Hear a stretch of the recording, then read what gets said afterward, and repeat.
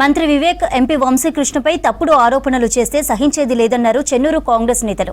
ఓటేయడానికి వచ్చిన మంత్రిపై దాడి చేసిన బాల్కసుమన్కు ప్రజాస్వామ్యం గురించి మాట్లాడే అర్హత లేదన్నారు.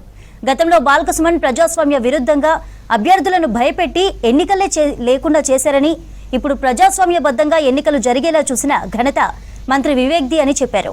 ఇంకోసారి బీఆర్ఎస్ నేతలు గాని బాల్కసుమన్ గాని ఇష్టారీతిన మాట్లాడితే ఊరుకోమని హెచ్చరించారు నేతలు.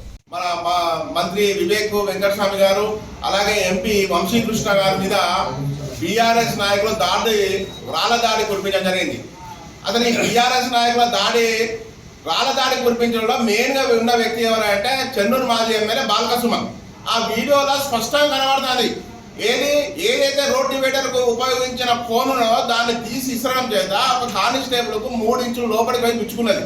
అది ప్రతి ఒక్క సోషల్ మీడియాలో వచ్చింది, న్యూస్ ఛానల్ కూడా వచ్చింది. ఇటువంటి బాల్కసుమనే ఒక ఎంపీ, ఒక మాజీ ఎమ్మెల్యే విప్పు అంటే రోడ్డు మీద రాళ్ళు తీసి ఇసుతే మిగతా మైండ్ బ్రాడ్ మైండ్ లేని కార్యకర్తలు ఏ విధంగా ఆలోచిస్తారు? అసలు ఈ యొక్క బాల్కసుమన్ అనే వ్యక్తి రాజకీయాలకు అన్ఫిట్. ఈ ఎన్నికల కమిషన్ ఏది ఉన్నదో బాల్కసుమన్ యొక్క ఎన్నికల్లో పోటీ చేయకుండా ఉండడానికి నిషేధం విధించాలి. ఎందుకంటే ఈయనకు ఒక ప్రజాస్వామ్య విలువలు కానీ ప్రజాస్వామ్యం కానీ అనేది ఏమి లేదు.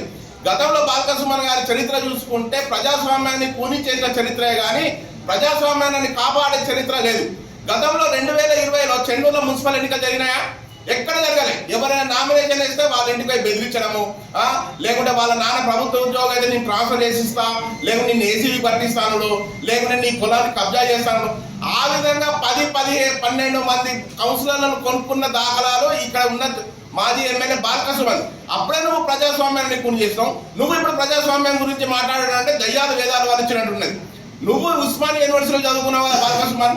మరి ఏదైతే కోటపల్లి మండలంలో బబ్బర్చెలకలో ఒక నిరుద్యోగి ఉద్యోగం రాక చనిపోతే జేఏసీ స్టూడెంట్స్ వచ్చినప్పుడు నీ యొక్క బీఆర్ఎస్ గుండాలు క్యాంప్ కార్యాలయం మీద కట్టలతోని అచ్చిపోయేటోళ్ళ మీద దాడులు చేసుడు. అంటే దాని కార్ల గిట్ట ఉస్మానియా యూనివర్సిటీ విద్యార్థులు.